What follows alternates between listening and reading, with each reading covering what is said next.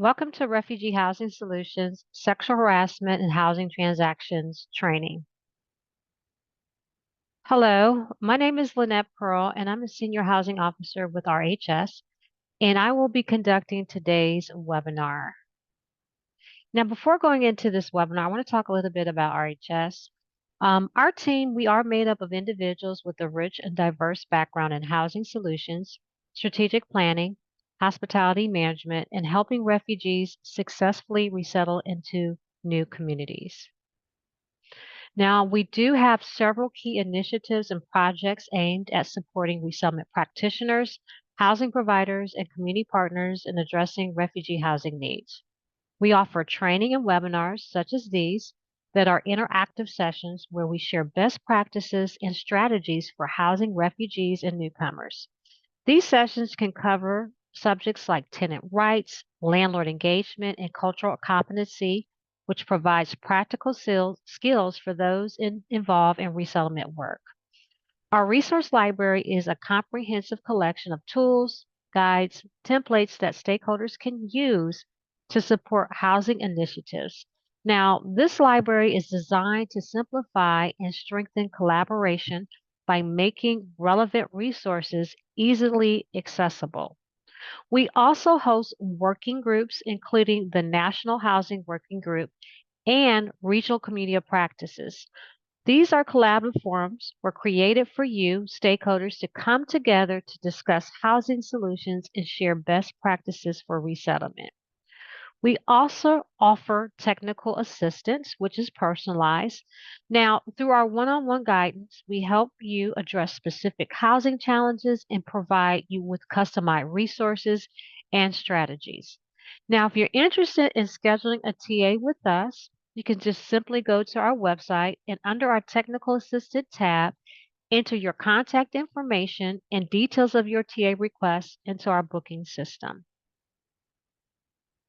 Now let's go ahead and get started. Now, these are our learning objectives for today's training. We're going to talk about what the Fair Housing Act is and how it pertains to housing transactions. We're going to talk about sexual harassment, the different types that happen in housing, and how to detect human trafficking in a housing situation. So with this section, we're going to go over a brief overview of the fair housing history of it, the importance of FHA, and what classes are protected. Now, I want to provide a brief historical overview of the Fair Housing Act of 1968. By understanding its background is essential not just to know the past, but to embrace the importance of passionately defending it. This knowledge fuels our unwavering commitment to preserving the Act. Now, on April 11, 1968, President Lyndon Johnson signed the Civil Rights Act, which was a landmark expansion of the Civil Rights Act of 1964. Now, even though the 1964 Act addressed broader areas of discrimination, the advancement of the 1968 Act specifically targeted housing discrimination. Now, this new act, known to most as the Fair Housing Act, courageously prohibited discrimination in housing based on race, color, religion, sex, national origin, disability, and familial status. The Fair Housing Act stands as a testament to our values. Now, the passage of the Federal Fair Housing Act was the result of a long and challenging journey. So, from 1966 to 1967, Congress deeply debated the Fair Housing Bill, struggling to gather the necessary support for its passage. Yet, following the tragic assassination of Reverend Dr. Martin Luther King Jr. on April 4th, President Johnson harnessed this moment of profound sorrow to advocate powerfully for the bill's swift approval by Congress. Now, since the opening house marches in Chicago in 1966, Dr. King's legacy has been inseparably linked to the quest for the Fair Housing Act.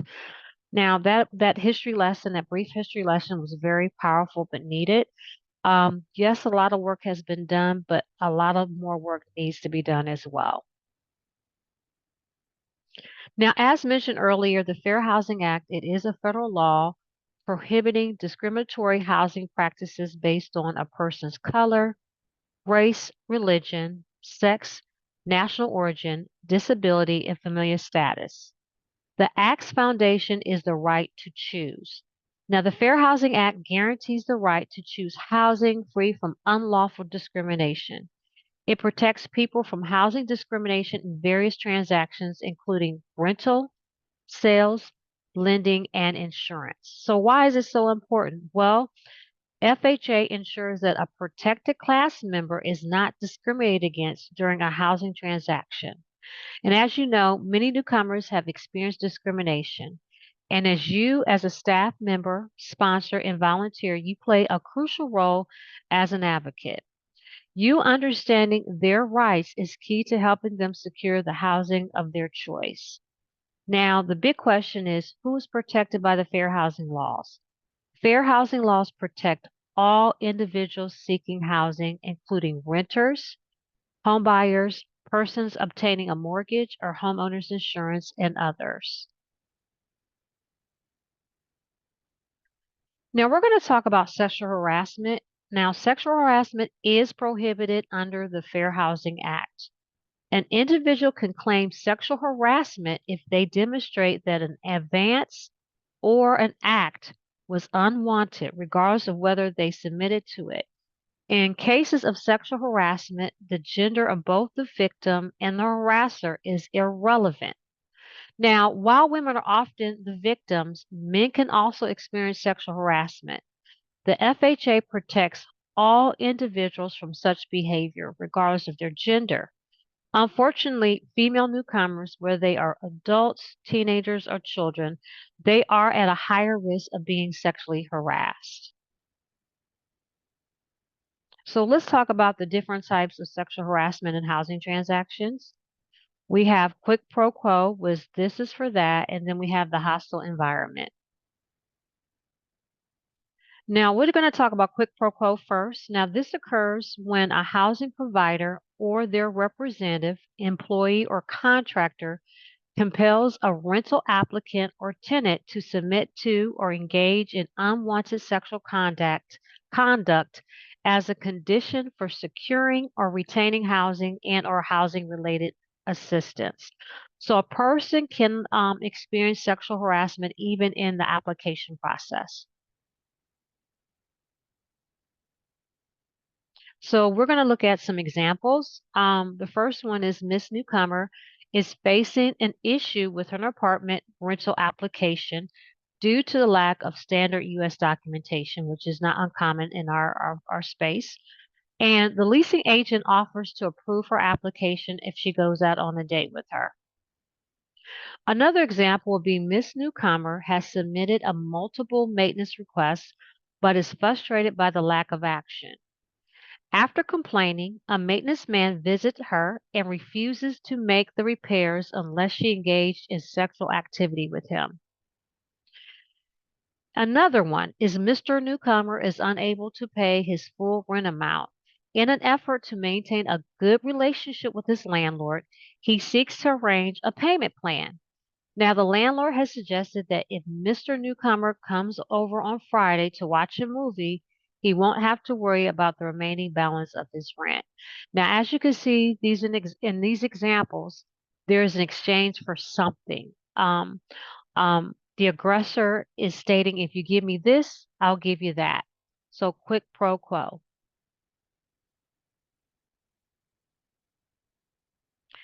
And I am an example type of person, and here's a video that has been produced by HUD that demonstrates what quid pro quo harassment entails.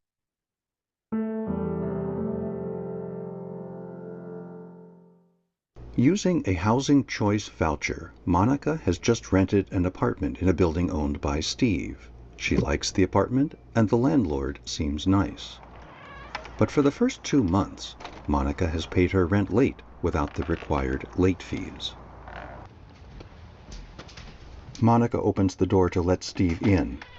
Hey! Hey, come on Monica. in. Have a seat. Thanks for making the time to see me. Oh, of course. Place looks good. Yeah, thank you. Yeah. I'm pretty happy with it. Good. Yeah. Good. So, what did you want to see me about? The rent.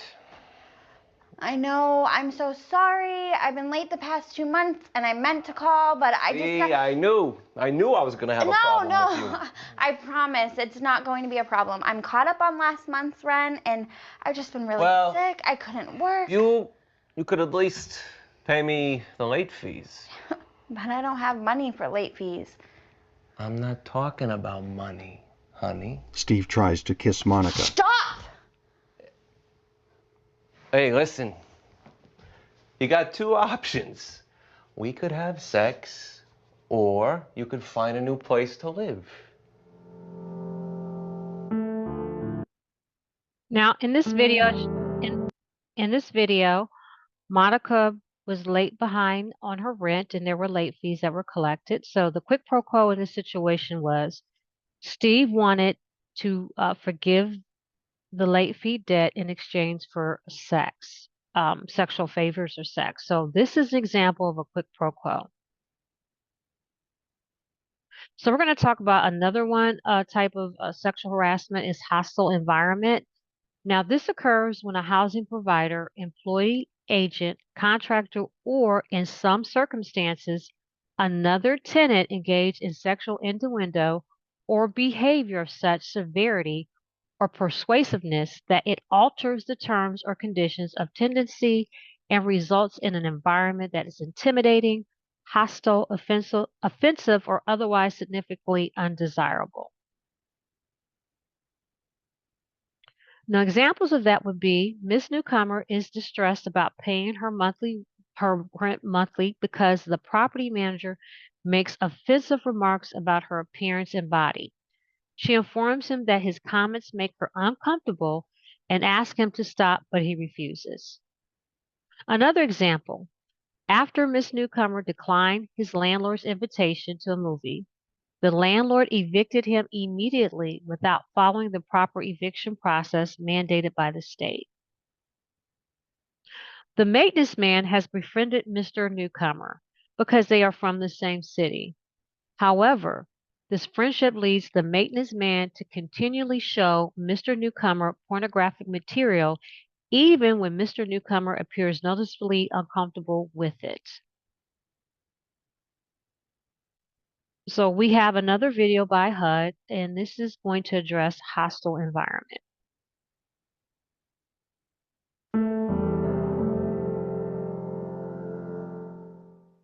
Jane lives in an apartment owned and managed by the Greenacre PHA. John, a maintenance employee, responds to Jane's request to have her sink fixed. John repairs sink. Oh, you're done. Good. Jane enters kitchen. Yeah. It was a little tricky, but I got it. Mind if I have some water? Yeah, sure. Here you go. You got a boyfriend, Jane? That's not your business. You are really hot, you know that? We should hang out sometime. So in this example, as you can see, John, the maintenance man, made Jane feel very uncomfortable, asking about her dating life and then suggesting that they go out on a date. And as you can see, she's highly upset and uncomfortable. So he has created a hostile environment, and this is a form of sexual harassment. So we're going to talk about another one, which is tenant-on-tenant harassment. Housing providers can be held liable if they are aware of tenant-on-tenant harassment and fail to act. So let's look at some examples. We have Mr. Newcomer. He declined the sexual advances of his neighbor, so she falsely reported a noise violation against him to the landlord. Another example would be Miss Newcomer refuses the advances of her neighbor, so he constantly threatens to call ISIS on her and her family unless she gives in to his sexual advances. So these are examples of tenant-on-tenant harassment. So as I mentioned earlier, our trainings are very interactive. So we're about to do test your knowledge. So I would like for you to pull out your camera and we're going to do a Slido.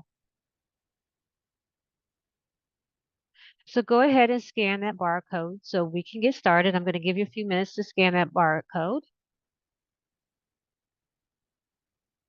So let's go ahead and test your knowledge.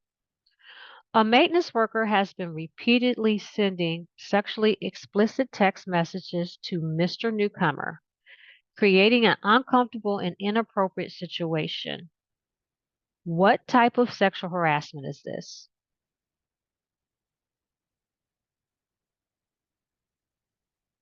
Correct. This is an example of a hostile environment.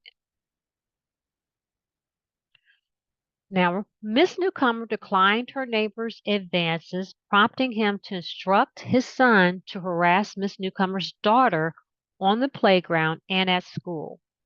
What type of sexual harassment is this?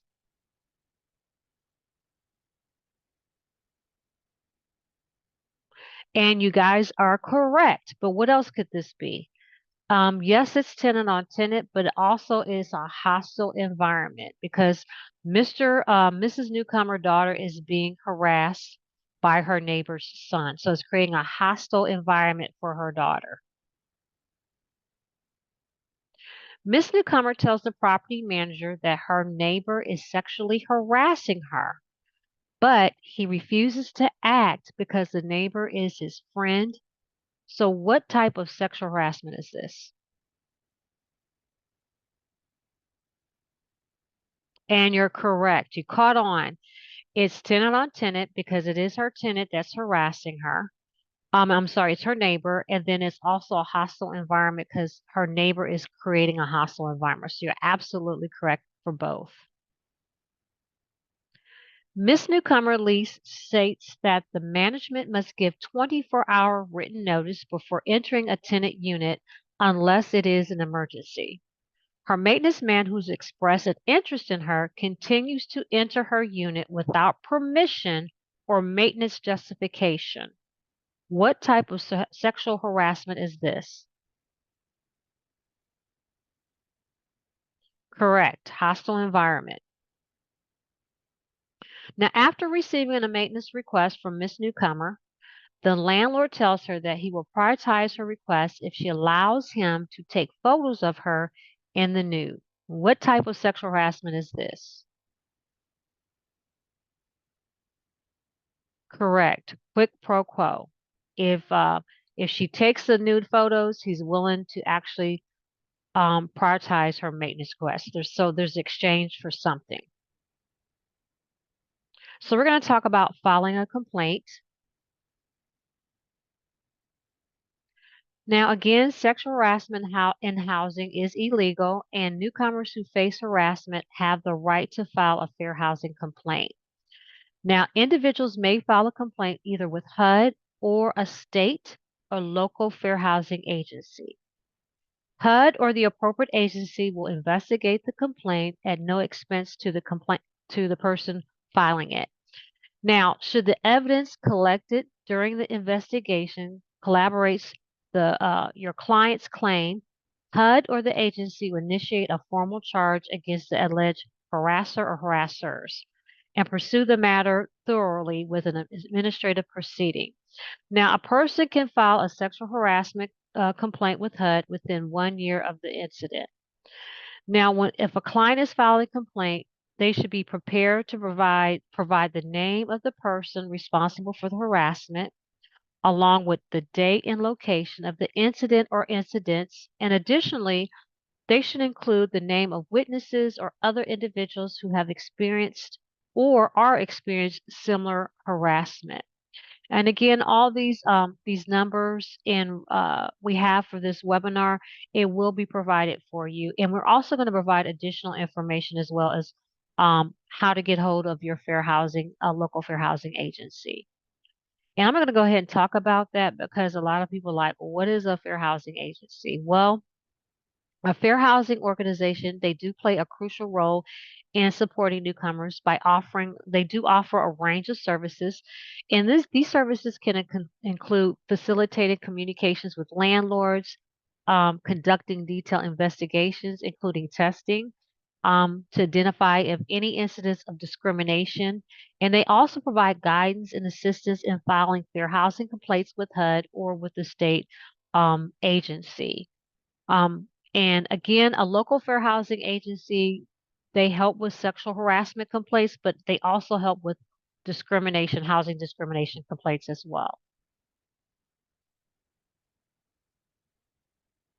So we're going to talk a little bit about human trafficking red flags. Now, as the anti-trafficking movement in the United States evolves, our comprehension of this complex crime progresses as resettlement staff. So we have a crucial role in identifying and reporting potential trafficking cases.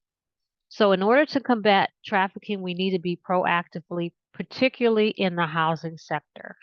And the things that I'm about to go over are just some possibly red flags you should be looking for, especially if you're on a property or you have a client, you're visiting a client and you're noticing some things. Again, these are just some, if you have additional concerns, I think you should get law enforcement involved, but we're just going to go over this checklist. If there's high tenant turnover, you see frequent tenant changings in the apartment, i.e. tenants stay only for short periods, especially if this is a new or unusual for the area or the property type. There's access restrictions. If tenants cannot go to certain parts of the property or stringent rules limit visitors or the hours when tenants can come and go, that could be a red flag. Overcrowding. Again, more people living in a unit than is reasonable or legally can signify trafficking. Again, this is not the end all be all because you do have a lot of larger families, so that doesn't mean that there's trafficking going on, but this is one red flag to look for in addition to the other red flags. Security measures. If you're on a property, you see unusual security measures like multiple locks on doors, barred windows, surveillance cameras pointed at tenants' areas, or security measures that seem they're designed to keep tenants in rather than keep intruders out. That's a red flag. Lack of personal freedom. If you see that the landlord or manager is holding a tenant's personal documents like passport or other IDs or controls their communications or finance, that's a big red flag. Cash payments, again, there's some honest landlords that do cash payments, but again, you have to look at everything. Instance of cash payments without receipts or refusal to provide a formal lease agreement. Poor living conditions, extreme maintenance neglect at the property, suggesting disregard for tenant well-being. There's going to be some privacy violation. The landlord entering units frequently without notice or legitimate reasons can indicate control and surveillance practices. And overall unusual activity, high amounts of traffic in and out of the property at odd hours, frequent overnight stays by non-tenants or other unusual movements or patterns. Isolation from the community. If you notice the landlord isolates some tenants from the community or discourages them from speaking with neighbors or limits social interaction. And tenant behavior. If the tenant appears fearful and anxious or shows signs of physical abuse, they may avoid eye contact, appear malnourished, or hesitant to speak about their living conditions. Now, if you suspect that there's some trafficking going on a particular property or a landlord or housing provider is part of that, do not attempt to confront the trafficker directly. Call the National Human Trafficking Hotline toll free or get your local law enforcement involved. Again, do not attempt to confront a suspected traffic directly. When you do your reporting, you should be prepared. Report what you saw, when you saw it, where you saw it, and why it seems so suspicious. I do want to highlight with the reporting with the National Human Trafficking Hotline, it is toll free. It's open 24/7. And there are interpreters that are available via phone. So this is information that you should be providing to clients just in case. Now, if a newcomer you're working with discloses that they have been trafficked, sexually harassed, or assaulted assaulted, it is critical to promptly communicate with the appropriate government authorities. Additionally, it's essential to connect that individual with a local sexual assault service provider who could address their medical, psychological, and emotional needs. So I want to, put that out there. Also, all referrals must not only prioritize the client's well-being, but make sure when you're reporting this, you're also in line with your resettlement office's reporting policies and procedures. Now, this concludes today's webinar. If you can, again, get your camera out and please scan the QR code and follow the link in order to provide feedback about this webinar. We would love to have your feedback on your thoughts about it, and also if you want to think there's some areas that need improvement, please provide that in your feedback. And I'm going to let you review this, and this is our contact information. Again, I know I talked earlier about RHS. I highly recommend you go to our website, check out our resources. Also, check out our other trainings as well, our regional community practices. Please, please, please, please go to our website to see what we do have available. If you have any questions regarding this webinar, you can always reach out to me, or you can always schedule a TA session. Again, thank you for attending this webinar. Again, my name is Lynette Pearl. If you want to email me, my email address is lpearl@cwsglobal.org. Again, thank you for attending this presentation. Bye-bye.